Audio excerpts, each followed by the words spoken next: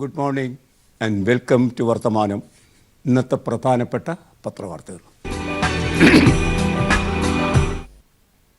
2 ദിവസം നീണ്ടു നിൽക്കുന്ന പണിമുടക്ക്. 10 പ്രധാനപ്പെട്ട ട്രേഡ് യൂണിയനുകൾ 12 ആവശ്യങ്ങൾ ഉന്നയിച്ചുകൊണ്ട് ഇന്ത്യയിലാകമാനം നടത്തിയ ആ 2 ദിവസത്തെ പണിമുടക്ക് തൊഴിലാളികളുടെ ശക്തമായൊരു രോഷപ്രകടനമായി എന്നാണ് ദേശാഭിമാനി പറയുന്നത്. അഖിലേന്ത്യാ നിലവാരത്തിൽ നടന്ന ആ പണിമുടക്ക് വല്ലപ്പോഴും നടക്കുന്ന ഒരു പണിമുടക്കാണ്.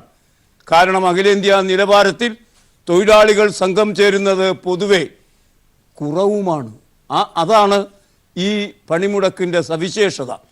ഏതായാലും എല്ലാ ഭാഗത്തും പണിമുടക്ക് സംഭവിച്ചില്ലെങ്കിലും 5-6 സംസ്ഥാനങ്ങളിലെങ്കിലും ഗൗരവതരമായി ഈ പണിമുടക്ക് ബാധിച്ചു എന്നത് ഇന്ത്യൻ തൊഴിലാളികളുടെ ഒരു മുന്നോട്ടുള്ള പോക്കിനെ കുറിക്കുന്നു എന്ന യാഥാർത്ഥ്യം നമുക്ക് കാണാതെ വയ്യ. ദേശാഭിമാനി ആ വാർത്ത ലീഡാക്കുന്നു. സ്വാഭാവികം.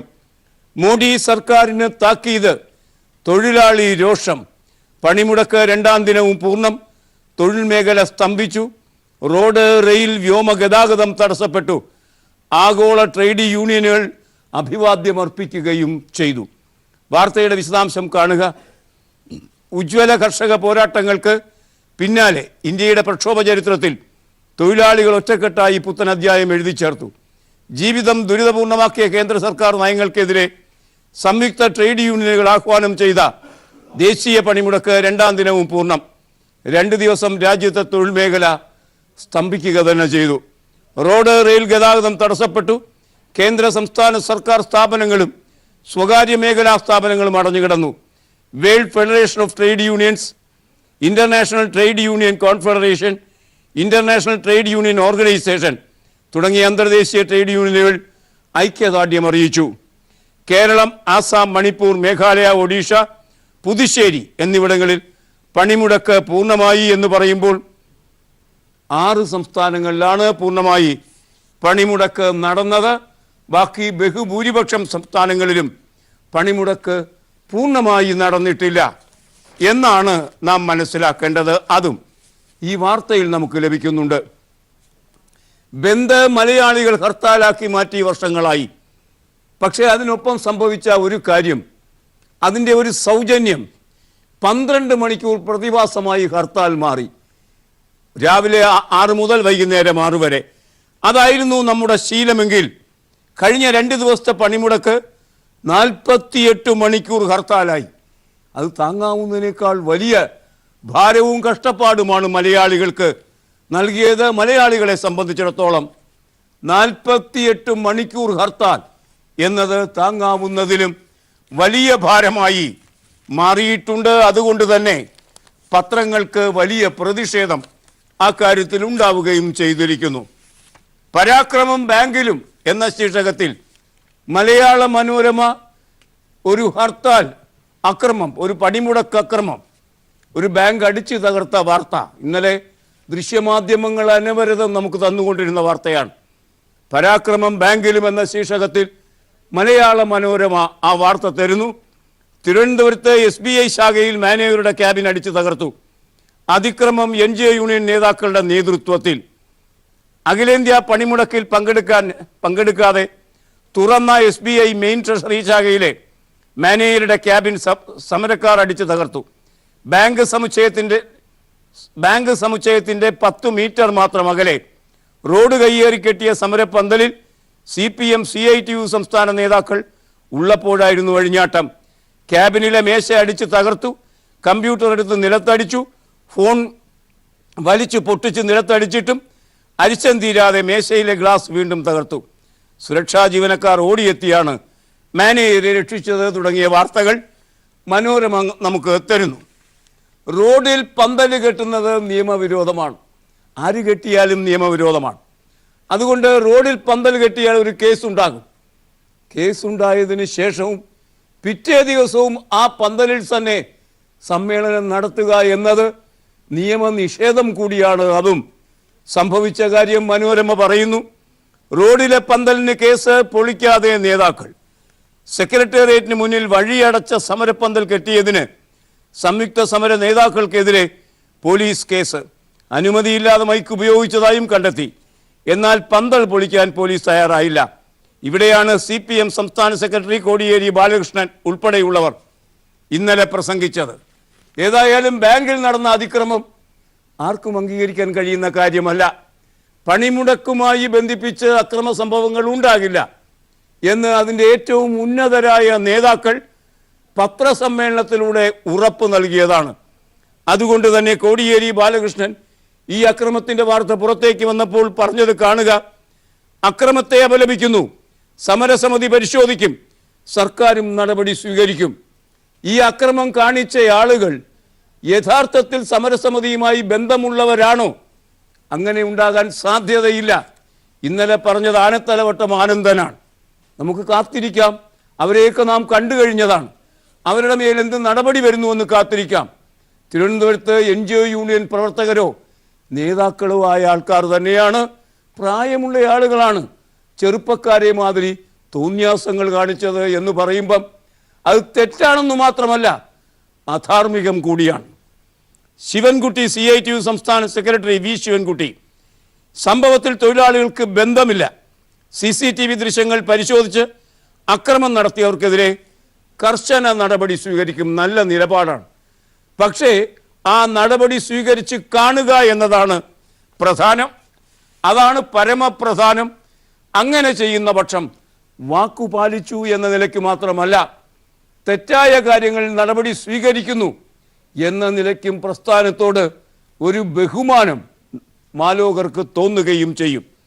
ഡയസിനോണില്ല, 2 ദിവസം ജോലി ചെയ്യാതെ ശമ്പളം. ജീവനക്കാരൊക്കെ പണിമുടക്കുന്നവരായിരുന്നു.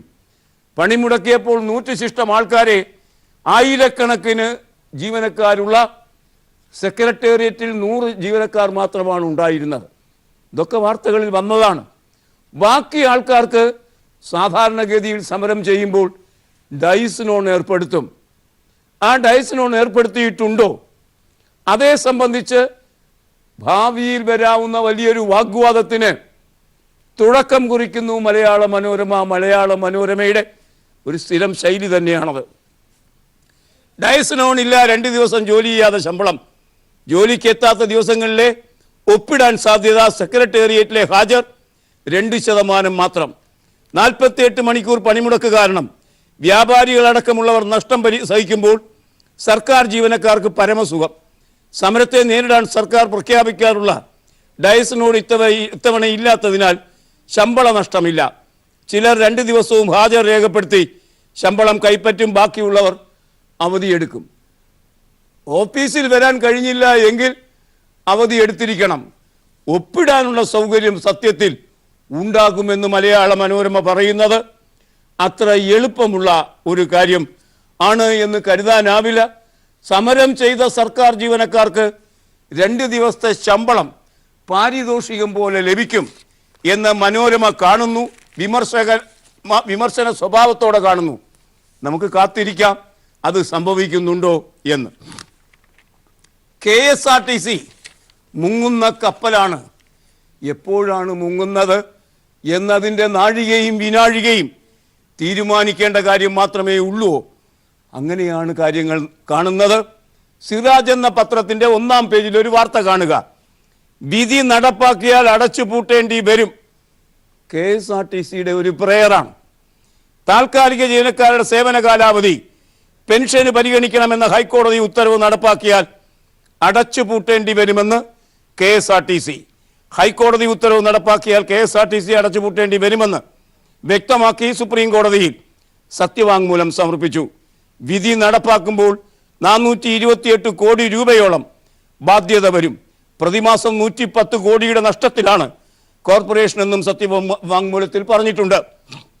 നഷ്ടത്തിലാണെങ്കിൽ KSRTC അടച്ചു പൂട്ടണമെന്ന പരാമർശം ഹൈക്കോടതി ഉത്തരവിനെതിരെ നൽകിയ ഹർജി പരിഗണിക്കുന്നതിനിടെ ജസ്റ്റിസ് AK സിക്രി അധ്യക്ഷനായ ബെഞ്ച് നടത്തിയിരുന്നു. ഇതിന് പിന്നാലെയാണ് സർക്കാർ സത്യവാങ്മൂലം സമർപ്പിച്ചത്. ഇത് അടച്ചുപൂട്ടിക്കൂടെ എന്നാണ് ജസ്റ്റിസ് സിക്രി ചോദിച്ചിരിക്കുന്നത്. അദ്ദേഹം അങ്ങനെ ചോദിക്കുമ്പോൾ അതിന് ഒരു ഉത്തരവാദിത്വ സ്വഭാവത്തോടെ നിലപാടുണ്ട്. നോക്കൂ, 2 ദിന പണിമുടക്കിൽ KSRTC തൊഴിലാളികൾ വീഴ്ചയില്ലാതെ പങ്കെടുത്തു. അതുകൊണ്ട് സ്വകാര്യ മോട്ടോർ വാഹന തൊഴിലാളികളും പങ്കെടുത്തു. നിശ്ചലമായി ഈ പണിമുടക്കിൽ കേരളം. ശരിയാണ്, പണിമുടക്കിൽ വാഹനങ്ങളില്ലെങ്കിൽ ആളുകൾ നിശ്ചലരാകും. നിശ്ചലമായി കഴിഞ്ഞാൽ കടകമ്പോളങ്ങൾ തുറക്കുന്നതിന് അർത്ഥമില്ല. അതുകൊണ്ട് ഇപ്പോൾ തന്നെ കടകമ്പോളങ്ങൾ തുറക്കാത്തതിന് കാരണമായി തൊഴിലാളി നേതാക്കൾ പറഞ്ഞത് വാഹനങ്ങളില്ലാത്തത് കൊണ്ട് സമൂഹത്തിൻ്റെ സജീവത ഇല്ലാതെ പോയി, അതുകൊണ്ടാണ് കടയടഞ്ഞത്, ഞങ്ങൾ പറഞ്ഞിട്ടല്ല അടച്ചത് എന്നാണ്. ഏതായാലും ഈ 2 ദിവസത്തെ പണിമുടക്ക് വന്നപ്പോൾ KSRTCയുടെ MD ടോമിൻ തച്ചങ്കരി അഭ്യർത്ഥന നടത്തി. KSRTCയെ ഓടാൻ അനുവദിക്കണം, KSRTCയെ എങ്കിലും ഒന്ന് ഓടാൻ അനുവദിക്കണം. കാരണം ഊർധം വലിക്കുന്ന ഒരു സ്ഥാപനമാണിത്. ഈ സമര പ്രഖ്യാപനത്തിൻ്റെ അല്ലെങ്കിൽ സമരത്തിൻ്റെ തൊട്ടു മുന്നേ ദിവസം 8.57 കോടി രൂപയുടെ വലിയ കളക്ഷൻ റെക്കോർഡ് KSRTCക്ക് ഉണ്ടായിരുന്നു. ഈ കഴിഞ്ഞ 2 ദിവസം KSRTCക്ക് പ്രത്യേക പരിഗണന നൽകി മുങ്ങുന്ന ഒരു കപ്പൽ എന്ന നിലയ്ക്ക്, രക്ഷപ്പെടാനുള്ള അവസാന അവസരം എന്ന നിലയ്ക്ക് അതിനെ പ്രവർത്തിപ്പിച്ചിരുന്നുവെങ്കിൽ 20-25 കോടി രൂപ 2 ദിവസം കൊണ്ട് വരുമാനത്തിൽ വരുമായിരുന്നേനെ. എന്തേ അതൊന്നും ആരും ആലോചിച്ചില്ല? ഈ പണിമുടക്ക് ഒരു നല്ല കാര്യം തന്നെയാണ്. അത് കേന്ദ്ര സർക്കാർ എങ്ങനെയാണ് തൊഴിലാളികളോട് പെരുമാറുന്നത് എന്നതിനെതിരായ നിലപാടാണ്, സംശയമൊന്നുമില്ല. പക്ഷേ ആ നിലപാട് പ്രഖ്യാപിക്കുമ്പോൾ ആ നിലപാട് തറയായ സ്ഥാപനം തന്നെ അടച്ചുപൂട്ടേണ്ടി വരുന്ന വിധം അത് പ്രഖ്യാപിക്കണമെന്ന് എന്തിനാണ് വാശി പിടിച്ചത്? MD ടോമിൻ തച്ചങ്കരി പറഞ്ഞതുമാതിരി അത് ഒഴിവാക്കിയിരുന്നുവെങ്കിൽ KSRTC ഓടുമായിരുന്നു, തൊട്ടുപുറകെ മറ്റതെല്ലാം ഓടുമായിരുന്നു. അങ്ങനെ വന്നാൽ പണിമുടക്ക് ഹർത്താലായി പരിവർത്തിക്കപ്പെടുകയില്ലേ എന്ന സന്ദേഹം കൊണ്ട് സിക്രി പറഞ്ഞതുമാതിരി ട്രേഡ് യൂണിയൻ നേതാക്കളും പറഞ്ഞു KSRTC മുങ്ങിച്ചത്തുകൊള്ളട്ടെ എന്ന്. പെൻഷൻ 1 മാസത്തെ കൊടുക്കാനുള്ളൂ, അത് ഇടതുപക്ഷ സർക്കാർ വന്നതുകൊണ്ട്. ശമ്പളം പൂർണ്ണമായും കൊടുക്കാൻ കഴിയുന്നില്ലല്ലോ ഇപ്പോഴും. ശരിക്കും പറഞ്ഞാൽ പാനലിലെ തൊഴിലാളികൾക്ക് 480 രൂപ, അതേ തൊഴിൽ ചെയ്ത ഇന്നലെ കയറിയ ആൾക്കാർക്ക് 1500 രൂപ ഒരു ദിവസം. അതായത് പാനലിലെ തൊഴിലാളികൾക്ക് പൂർണ്ണ ശമ്പളം കൊടുക്കുന്നില്ല. പെൻഷൻ കൊടുക്കാൻ ബുദ്ധിമുട്ടുന്ന, പൂർണ്ണ ശമ്പളം നൽകാൻ കഴിയാത്ത ഈ സ്ഥാപനത്തെ ഹർത്താലിലൂടെയോ പണിമുടക്കിലൂടെയോ കഴുത്ത് ഞെരിച്ച് കൊല്ലണം എന്ന നിർബന്ധം ആരെ സഹായിക്കും? KSRTC ഓടിയിരുന്നെങ്കിൽ വലിയ ദുഃഖമൊന്നും ബുദ്ധിമുട്ടൊന്നും പണിമുടക്കിന് സംഭവിക്കുമായിരുന്നില്ല. പക്ഷേ ഓടാതിരുന്നത് കൊണ്ട് വലിയ വിഭാഗം തൊഴിലാളികളുടെ കഞ്ഞിയിൽ പാറ്റ വീഴും എന്ന് ഉറപ്പാക്കപ്പെടുകയും ചെയ്തു. സാമ്പത്തിക സംവരണ ബിൽ രാജ്യസഭയും താണ്ടി ഇനി അത് രാഷ്ട്രപതിക്ക് പോകാൻ പോകുന്നു. രാജ്യസഭ അത് പാസാക്കിയത് 7-നെതിരെ 165 വോട്ടിന്.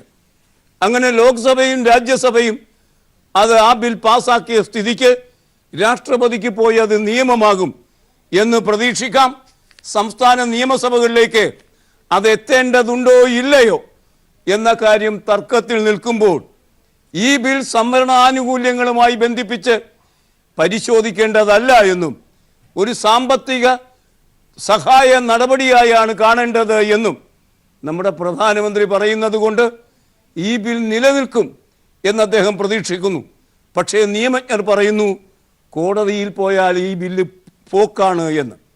സത്യത്തിൽ ഈ ബില്ല് വഴി 10% സവർണ വിഭാഗങ്ങളിലെ പിന്നോക്കക്കാർക്ക് ഇത് കൊടുക്കാം എന്നൊന്നും മോദിയും പ്രതീക്ഷിക്കുന്നില്ല. നൽകണമെന്ന് അദ്ദേഹം ആഗ്രഹിക്കുന്നു പോലുമില്ല. മറിച്ച് ഈ തെരഞ്ഞെടുപ്പിൻ്റെ കടമ്പ പാലം കടക്കാൻ വേണ്ടി മാത്രം ഉപയോഗിക്കുന്ന ഒരു പ്രത്യയശാസ്ത്ര ഉപകരണം മാത്രമാണിത്. പാലം കടന്നു കഴിഞ്ഞാൽ പട്ടേലുമാരും ഗുജ്ജാറുമാരുമൊക്കെ ഗോപി വരച്ചുകൊണ്ടിരിക്കും. കാര്യം നിലനിൽക്കാൻ പോകുന്നില്ല ഈ ബിൽ.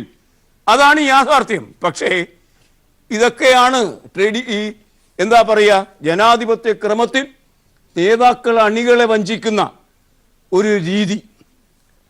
ഭരണഘടനാ ഭേദഗതിയായി എന്ന ശീർഷകത്തിൽ കേരള കൗമുദി ആ വാർത്ത ലീഡാക്കിയിരിക്കുന്നു. സാമ്പത്തികമായി പിന്നോക്കം നിൽക്കുന്ന വിഭാഗങ്ങൾക്ക് സർക്കാർ ജോലികളിലും ഉന്നത വിദ്യാഭ്യാസ സ്ഥാപനങ്ങളിലും 10% സംവരണം ഏർപ്പെടുത്താനുള്ള 124 ഭരണഘടനാ ഭേദഗതി ബില്ല് രാജ്യസഭയിൽ 2/3 ഭൂരിപക്ഷത്തിൽ പാസാക്കി എന്ന വാർത്തയാണ് പത്രലോകം ഇന്ന് നമുക്ക് തരുന്ന പ്രധാനപ്പെട്ട വാർത്തകളിൽ ഒന്ന്. നരേന്ദ്രമോദി ഗുജറാത്ത് മുഖ്യമന്ത്രിയായിരുന്നത് 2002 മുതൽ 2014 അദ്ദേഹം പ്രധാനമന്ത്രിയാകുന്നത് വരെയുള്ള 12 വർഷക്കാലമാണ്, ഒരു വ്യാഴവട്ടക്കാലം. അദ്ദേഹം അവിടെ ഇങ്ങനെ ഭരിച്ചു മുന്നേറിക്കൊണ്ടിരിക്കുമ്പോൾ 2002-2006 കാലത്ത് ഗുജറാത്തിൽ നടന്ന 22 വ്യാജ ഏറ്റുമുട്ടൽ കേസുകളെപ്പറ്റി സുപ്രീം കോടതി അന്വേഷിക്കണമെന്നാവശ്യപ്പെട്ട് പത്രപ്രവർത്തകൻ BG വർഗീസും ഹിന്ദി ഗാനരചയിതാവ് ജാവേദ് അക്തർ എന്നിവർ 2007 ഒരു ഹർജി നൽകി. 2002-2006 കാലത്തെ സംഭവത്തിൽ 2007 സുപ്രീം കോടതി ഇരുവരും ഹർജി നൽകിയത്. 11 വർഷങ്ങൾക്ക് ശേഷം ആ കേസ് ഇപ്പോൾ സുപ്രീം കോടതി എടുത്തു. ഈ കാര്യത്തിൽ സുഹറാബുദ്ദീൻ ഷൈഖ്, തുളസിറാം പ്രജാപതി, ഇസ്രത്ത് ജഹാൻ, ഇതൊക്കെ ധാരാളം നമ്മൾ കേട്ട പേരുകളാണ്, തുടങ്ങി 22 ഏറ്റുമുട്ടൽ കേസുകളിൽ ജസ്റ്റിസ് HS ബേദിയുടെ അധ്യക്ഷതയിലുള്ള സമിതി അന്വേഷിക്കാൻ സുപ്രീം കോടതി നിയോഗിച്ചു. ആ സമിതി അന്വേഷിച്ചു, കാര്യങ്ങൾ അന്വേഷിച്ച ശേഷം അവരുടെ അന്വേഷണ റിപ്പോർട്ട് അടച്ച കവറിൽ സുപ്രീം കോടതിയിൽ കൊടുത്തിട്ടുണ്ട്. അത് അവിടെ ഇരിക്കുകയാണ്. ഈ കാര്യത്തെ സംബന്ധിച്ച് BG വർഗീസും ജാവേദ് അക്തറും പറഞ്ഞത്, ഞങ്ങൾക്ക് ആ റിപ്പോർട്ടിൻ്റെ കോപ്പി വേണം. അപ്പോൾ നരേന്ദ്രമോദിയുടെ സർക്കാർ വക്കീൽ പറഞ്ഞു, അതൊന്നും കൊടുക്കാനാകില്ല. കാരണം അതിനകത്ത് ഉന്നതരായ രാഷ്ട്രീയ നേതാക്കളുടെ, ഗുജറാത്ത് രാഷ്ട്രീയ നേതാക്കളുടെ പേരിൻ്റെ പരാമർശമുണ്ട്. അതിനകത്ത് മറ്റൊരു കാര്യം കൂടി സർക്കാർ വക്കീൽ പറഞ്ഞത്, ഈ എന്താ പറയുക, ഇതിനെ സംബന്ധിച്ച് ജസ്റ്റിസ് HS ബേദിയുടെ അധ്യക്ഷതയിലുള്ള സമിതിയുടെ റിപ്പോർട്ടിൽ സമിതി അംഗങ്ങൾ ഒപ്പിട്ടിട്ടില്ല, അംഗീകരിച്ചിട്ടില്ല. അതുകൊണ്ട് അത് പൂർണ്ണമല്ല, അപൂർണമായിരിക്കുന്നത് കൊണ്ട് സ്വീകാര്യക്ഷമവുമല്ല. പക്ഷേ HS ബേദി രംഗത്ത് വന്ന് സുപ്രീം കോടതിയെ അറിയിച്ചു, അതൊക്കെ വെറുതെ സർക്കാർ പറയുന്നതാണ്, കള്ളമാണ് എന്ന്. ഏതായാലും കോപ്പി നൽകരുത് എന്ന നിലപാടുണ്ടല്ലോ, സർക്കാർ നിലപാട്, ആ നിലപാട് സുപ്രീം കോടതി തള്ളിയിരിക്കുന്നു. അത് വലിയ വാർത്തയാക്കുന്നു. കാരണം തെരഞ്ഞെടുപ്പ് ആസന്നമായിരിക്കുന്നു. ഇതിനിടയ്ക്ക് ആരുടെയെങ്കിലും പേരുകൾ പുറത്തേക്ക് വരുന്നുവെങ്കിൽ അത് നരേന്ദ്രമോദിയുടെയോ അല്ലെങ്കിൽ അമിത്ഷായുടെയോ ഒക്കെ ആണെന്ന് കരുതുക. ഇരുവരും ഇപ്പോൾ പ്രധാനമന്ത്രിയും BJPയുടെ ദേശീയ നേതാവുമൊക്കെയാണ്. അത് വൻതോതിലുള്ള അലങ്കോലമുണ്ടാക്കും ആ വിഭാഗത്തിന്, BJPക്ക്. അതേ സംബന്ധിച്ച വാർത്ത സിറാജ് എന്ന പത്രം 1-ാം പേജിൽ തരുന്നു. ആ വാർത്തയുടെ വെളിവാക്കുന്ന, അല്ലെങ്കിൽ ആ വാർത്തയുടെ ഞെട്ടിപ്പിക്കുന്ന വെളിവാക്കലിലേക്ക് സഞ്ചരിക്കാം ഒരു ചെറിയ പരസ്യയുടെ വേളയ്ക്ക് ശേഷം. ഗുജറാത്ത് വ്യാജ ഏറ്റുമുട്ടൽ കേസ് ബേദി കമ്മീഷൻ റിപ്പോർട്ട് കൈമാറണം, സുപ്രീം കോടതിയുടെ ആവശ്യം അതാണ്. സിറാജ് എന്ന പത്രം അത് 1-ാം പേജിലെ വലിയ വാർത്തയാക്കിയിരിക്കുന്നു. സർക്കാരിൻ്റെ വാദം കോടതി തള്ളി. നരേന്ദ്രമോദി ഗുജറാത്ത് മുഖ്യമന്ത്രിയായിരുന്ന കാലഘട്ടത്തിൽ ഗുജറാത്തിലുണ്ടായ 22 വ്യാജ ഏറ്റുമുട്ടൽ കേസുകളെക്കുറിച്ചുള്ള അന്വേഷണ റിപ്പോർട്ടിൻ്റെ പകർപ്പ് ഹർജിക്കാർക്ക് കൈമാറാൻ സുപ്രീം കോടതി ഉത്തരവ്. ചീഫ് ജസ്റ്റിസ് രഞ്ജൻ ഗൊഗോയ്, ജസ്റ്റിസുമാരായ N നാഗേശ്വര റാവു, സഞ്ജയ് കിഷൻ കൗൾ എന്നിവരടങ്ങിയ ബെഞ്ചാണ് justice HS Bedi committee report ഹർജിക്കാർക്ക് കൈമാറാൻ ഉത്തരവിട്ടത് എന്നും ഈ വാർത്ത നമ്മോട് പറയുന്നു. ശരിയത്ത് നിയമത്തിൽ സത്യവാങ്മൂലം നൽകലിൽ ഒരു ഭേദഗതി ഉണ്ടാക്കിയിരിക്കുന്നു. ഇന്നലെ ഈ പങ്ക്തിയിൽ ആ വാർത്ത എടുത്തിരുന്നതാണ്. ശരിയത്ത് നിയമം സത്യവാങ്മൂലം നൽകുന്നതിൽ സർക്കാർ വ്യക്തത വരുത്തിയിരിക്കുന്നു. തിരുവനന്തപുരത്ത് നിന്നാണ് വാർത്ത. ഇസ്ലാം മതം അനുശാസിക്കുന്ന ശരിയത്ത് നിയമത്തിൻ്റെ ആനുകൂല്യം ബാധകമാകുന്നതിന് മുഴുവൻ മുസ്ലിങ്ങളും സത്യവാങ്മൂലം നൽകണമെന്ന ചട്ടത്തിലെ വ്യവസ്ഥ മാറ്റി നിയമം ബാധകമാക്കേണ്ട എന്നുള്ളവർ ഇതുപ്രകാരം വിസമ്മതപത്രം നൽകിയാൽ മതി. അതായിരിക്കും താരതമ്യേന കുറവ്, അതുകൊണ്ട് അതായിരിക്കും എളുപ്പം. അങ്ങനെ ഒരു മാറ്റം ചട്ടങ്ങളിൽ വന്നിരിക്കുന്നു എന്നാണ് ഈ വാർത്ത നമ്മോട് പറയുന്നത്. താൽക്കാലിക ഡയറക്ടർ നടപ്പാക്കിയ സ്ഥലം മാറ്റ ഉത്തരവുകൾ റദ്ദാക്കിയിരിക്കുന്നു. അലോക് വർമ്മ എന്ന പുതിയ CBI ഡയറക്ടർ മാധ്യമം എന്ന പത്രം അത് 1-ാം പേജ് വാർത്തയായി തരുന്നു. അലോക് വർമ്മ വീണ്ടും ചുമതലയേറ്റു. താൽക്കാലിക ഡയറക്ടറുടെ എല്ലാ സ്ഥലമാറ്റ ഉത്തരവുകളും റദ്ദാക്കി. കേന്ദ്ര സർക്കാരിന് കനത്ത പ്രഹരമേൽപ്പിച്ച സുപ്രീം കോടതി വിധിക്ക് പിന്നാലെ CBI ഡയറക്ടർ അലോക് വർമ്മ വീണ്ടും ചുമതലയേറ്റു. 77 ദിവസത്തെ നിർബന്ധിത അവധിക്ക് ശേഷമാണ് വർമ്മ തിരിച്ചെത്തിയത്. കോടതി വിധി പ്രകാരം സുപ്രധാന നയതീരുമാനങ്ങൾ എടുക്കുന്നതിന് സ്വാതന്ത്ര്യമില്ലെങ്കിലും അടുത്തിടെ നിയമിതരായ താൽക്കാലിക ഡയറക്ടർ M. നാഗേശ്വർ റാവു ഇറക്കിയ എല്ലാ സ്ഥലമാറ്റ ഉത്തരവുകളും കസേരയിൽ ഇരുന്ന് മണിക്കൂറുകൾക്കകം അദ്ദേഹം മാറ്റിയിരിക്കുന്നു. ഇന്ന് പ്രധാനമന്ത്രിയുടെ വസതിയിൽ അലോക് വർമ്മയെ പൂർണ്ണസമയം ആക്കാനുള്ള ഇതിൻ്റെ ഭാഗമായി ഒരു മീറ്റിംഗ് 3 ആളുകളുടെ യോഗം ഇന്ന് നടക്കുമെന്ന് പ്രതീക്ഷിക്കപ്പെടുന്നു. ഇന്നലെ യോഗം നടന്നെങ്കിലും തീരുമാനമുണ്ടായില്ല. ശബരിമലയിൽ ഒരു യുവതി കൂടി പ്രവേശിച്ചു എന്ന് വാർത്ത. പക്ഷേ ആ വാർത്ത പോലീസോ ദേവസ്വം ബോർഡോ സ്ഥിരീകരിച്ചിട്ടില്ല.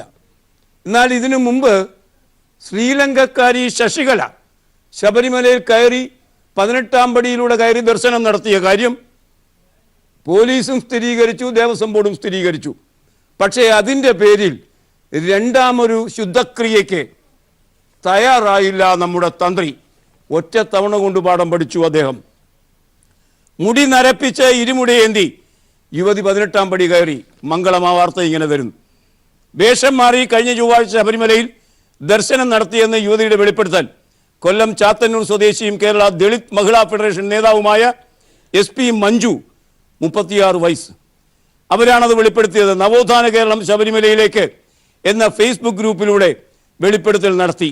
ഇവർ ശബരിമലയിൽ പ്രവേശിക്കുന്ന ദൃശ്യങ്ങളും ഫേസ്ബുക്കിൽ അപ്ലോഡ് ചെയ്തു. മുടി നരപ്പിച്ച് വേഷപ്രച്ഛന്നയായാണ് മഞ്ജു ശബരിമലയിലെത്തിയത്. പോലീസ് സുരക്ഷയില്ലാതെ പകൽ 18-ാം പടി കയറി ദർശനം നടത്തിയെന്നാണ് അവർ വെളിപ്പെടുത്തിയിരിക്കുന്നത്. സ്വകാര്യ സ്വത്ത് നശിപ്പിക്കൽ ഓർഡിനൻസിന് ശക്തി പോരാ. കേരള സർക്കാർ കൊണ്ടുവന്ന ഓർഡിനൻസാണ്. അതിൻ്റെ നിലനിൽപ്പ് ഉറപ്പാക്കുന്ന തരത്തിൽ ശക്തമല്ല ഓർഡിനൻസ് എന്ന് മാതൃഭൂമി നിരീക്ഷിക്കുന്നു. ഓർഡിനൻസിൽ ധാരാളം പഴുതുകളുണ്ട് എന്നാണ് കണ്ടെത്തിയിരിക്കുന്നത്. വാർത്ത കാണുക മാതൃഭൂമിയുടെ 1-ാം പുറത്ത്. ഹർത്താലിലും മറ്റ് സ്വകാര്യ സ്വത്ത് നശിപ്പിക്കുന്നതിനെതിരെ സംസ്ഥാന സർക്കാർ കഴിഞ്ഞ ദിവസം ഇറക്കിയ ഓർഡിനൻസ് ഫലപ്രദമാകില്ല എന്ന് വിദഗ്ധർ. ഹർത്താലിനും പണിമുടക്കിനും ആഹ്വാനം ചെയ്യുന്ന പാർട്ടികൾ അക്രമത്തിലേക്ക് തിരിഞ്ഞാൽ നേതൃത്വത്തിലുള്ളവർക്കും ശിക്ഷ ലഭിക്കുമെന്ന് ഉറപ്പാക്കിയാലേ ഓർഡിനൻസ് ശക്തമാകൂ എന്നാണ് വിലയിരുത്തൽ. അക്രമികളിൽ നിന്ന് നഷ്ടം ഈടാക്കാനും ജയിൽ ശിക്ഷ ഉറപ്പാക്കാനും ലക്ഷ്യം ഇട്ടുള്ളതടക്കം 4 ഓർഡിനൻസുകളാണ് കഴിഞ്ഞ ദിവസം ഗവർണർ അംഗീകരിച്ചത് എന്നും വാർത്ത നമ്മോട് പറയുന്നു. കേരളത്തിൽ നടന്ന ഹർത്താൽ അക്രമങ്ങൾ അതെയൊക്കെ മുൻനിർത്തി BJP നേതാക്കൾ ശ്രീധരൻപിള്ളയുടെ ആഭിമുഖ്യത്തിൽ V. മുരളീധരനുമൊക്കെ ഉണ്ടായിരുന്നു. രാഷ്ട്രപതിയെ കണ്ട് അക്കാര്യത്തിൽ നടപടി വേണമെന്ന് ആവശ്യപ്പെട്ടു. കേരളത്തിലെ ക്രമസമാധാന തകർച്ച BJP സംഘം രാഷ്ട്രപതിയെ കണ്ടു. ജന്മഭൂമിയുടെ 1-ാം പേജ് വാർത്തയാണ്. കേരളത്തിലെ അയ്യപ്പ വിശ്വാസികൾക്കെതിരായ ഭരണകൂട അതിക്രമങ്ങളും ക്രമസമാധാന തകർച്ചയും വിശദീകരിക്കാൻ BJP പ്രതിനിധി സംഘം രാഷ്ട്രപതി രാംനാഥ് കോവിന്ദുമായി കൂടിക്കാഴ്ച നടത്തി. അതിനുശേഷം ദൃശ്യമാധ്യമങ്ങളെ അവർ കണ്ടിരുന്നു. പക്ഷേ അതിനകത്തൊന്നും കേരള സർക്കാരിനെ പിരിച്ചുവിടണം എന്നവർ പറഞ്ഞിട്ടേയില്ല. ആദ്യം അതായിരുന്നില്ല നിലപാടിൽ മാറ്റം വന്നിരിക്കുന്നു. കാരണം 38,000-ഓളം ആളുകൾ കേസിൽ പ്രതികളാണ്. അവരെ പിടിക്കാൻ തന്നെയാണ് സർക്കാരിൻ്റെ തീരുമാനം. അതിൻ്റെ ഇടയിൽ ഒരു ജില്ലാ കാര്യവാഹ് ബോംബെറിയുന്ന ചിത്രമൊക്കെ നമ്മൾ കണ്ടല്ലോ. അയാളെ പിടിക്കുന്നതിൻ്റെ ഭാഗമായി RSSൻ്റെ ഒരു കേന്ദ്രത്തിൽ തന്നെ ഇന്നലെ റെയ്ഡ് നടക്കുകയുണ്ടായി. ഇതൊക്കെ വല്ലാത്ത അങ്കലാപ്പിലേക്ക് അവരെ എടുത്തെറിഞ്ഞിരിക്കുന്നു. അതുകൊണ്ട് സർക്കാരിനെ പിരിച്ചുവിടണമെന്നും ഒന്നും ഇപ്പോൾ പ്രസിഡന്റിനോട് അവർ പറയുന്നില്ല എന്നതാണ് ഇപ്പോൾ വന്നിട്ടുള്ള ഒരു സവിശേഷത. ഇനി ഇന്നത്തെ മുഖലേഖനങ്ങൾ.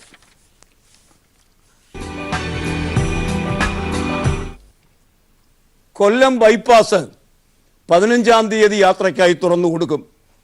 അത് തുറന്നു കൊടുക്കുന്നത് പ്രധാനമന്ത്രി തന്നെയായിരിക്കുകയും ചെയ്യും. ആ സാഹചര്യത്തിൽ കൊല്ലം ബൈപ്പാസ് പുതിയ കാലത്തെ പുതിയ നിർമ്മാണം G. സുധാകരൻ പൊതുമരാമത്ത് മന്ത്രി അതേക്കുറിച്ച് ലേഖനം എഴുതിയിരിക്കുന്നു. ദേശാഭിമാനിയിൽ ലേഖനം ഇങ്ങനെ: ദേശീയപാതയിൽ ഗതാഗതം സുഗമമാക്കുന്നതിനാണ് കൊല്ലത്തും ആലപ്പുഴയിലും ഓരോ ബൈപ്പാസ് നിർമ്മിക്കാൻ കേരള സർക്കാർ തീരുമാനിച്ചത്. 2 വരി പാതയാണ് ഉദ്ദേശിച്ചത്. ദേശീയപാത 4 വരിയാക്കുമ്പോൾ ബാക്കി 2 വരി കേന്ദ്ര ഉപരിതല ഗതാഗത വകുപ്പ് national highway authority of India വഴി നിർമ്മിക്കാനും നിശ്ചയിച്ചിട്ടുണ്ട്. പിണറായി സർക്കാർ വന്നില്ലായിരുന്നുവെങ്കിൽ പദ്ധതി ഇപ്പോഴും തീരുമായിരുന്നില്ല. 2013 അംഗീകാരം കിട്ടിയ പദ്ധതി UDF ഭരണകാലത്ത് 2016 മെയ് 25 വരെ പൂർത്തിയാക്കിയത് 36% മാത്രമാണ്. എങ്കിലും ആരംഭിച്ചത് നല്ല കാര്യം തന്നെയാണ്. അതേ രീതിയിൽ മുന്നോട്ട് പോവുകയാണെങ്കിൽ 5 വർഷം എടുക്കുമായിരുന്നു പൂർത്തിയാക്കാൻ. എന്നാൽ 2.5 വർഷം കൊണ്ട് പിണറായി സർക്കാർ കൊല്ലം ബൈപ്പാസ് പൂർത്തിയാക്കി മനോഹരമായ രീതിയിലാണ് പാലം നിർമ്മിച്ചിട്ടുള്ളത്. പിണറായി സർക്കാർ അധികാരത്തിൽ വന്ന ശേഷം പൊതുമരാമത്ത് വകുപ്പ് പൂർത്തിയാക്കുന്ന 10ാമത്തെ ബൈപ്പാസ് മേൽപ്പാലമാണ് കൊല്ലം. മേയിൽ ആലപ്പുഴ ബൈപ്പാസ് തുറക്കും. Thalassery Mahe bypass, Kozhikode bypass, Nileshwaram railway മേൽപ്പാലം, കുണ്ടന്നൂർ മേൽപ്പാലം, വൈറ്റില മേൽപ്പാലം, പള്ളിപ്പുറം കഴക്കൂട്ടം മേൽപ്പാലം, ഉള്ളൂർ പട്ടം ശ്രീകാര്യം മേൽപ്പാലങ്ങൾ, കുതിരാൻ തുരങ്കം എന്നിവ നിർമ്മാണത്തിലാണ്. അതിനായി ധനവകുപ്പും പൊതുമരാമത്ത് വകുപ്പും കേന്ദ്ര പദ്ധതികളിൽ കേന്ദ്രവും കൈകോർത്ത് പിടിച്ചിരിക്കുകയാണ് ഇപ്പോൾ എന്ന് സുധാകരൻ പറയുന്നു ഈ ലേഖനത്തിൽ. ഇനി ഇന്നത്തെ ചിത്രം. പൊതുപണിമുടക്കിൽ സർക്കാർ ജീവനക്കാരും കെങ്കേമമായി പങ്കെടുത്തു. അതിനാൽ സർക്കാർ ഓഫീസുകളിൽ ഹാജർ നില നന്നേ കുറവായിരുന്നു. ഈ ചിത്രം കാണുക. ഇത് പത്തനംതിട്ട കളക്ട്രേറ്റിൽ നിന്നൊരു ഇന്നലെയുടെ ദൃശ്യമാണ്. പണിമുടക്കിൽ ഒരാൾ മാത്രം ഓഫീസിൽ. കൂടിക്കിടക്കുന്ന ഫയലുകൾക്കിടയിലിരിക്കുന്ന ഈ ഒറ്റയാൻ്റെ പടത്തിന് മനോരമ നല്ല ഒരു പേര് നൽകി, ഒറ്റയ്ക്കൊരു ഫയൽമാൻ. ഇതോടെ ഇന്നത്തെ വർത്തമാനം സമാപിക്കുകയാണ്. Have a nice day. Good bye.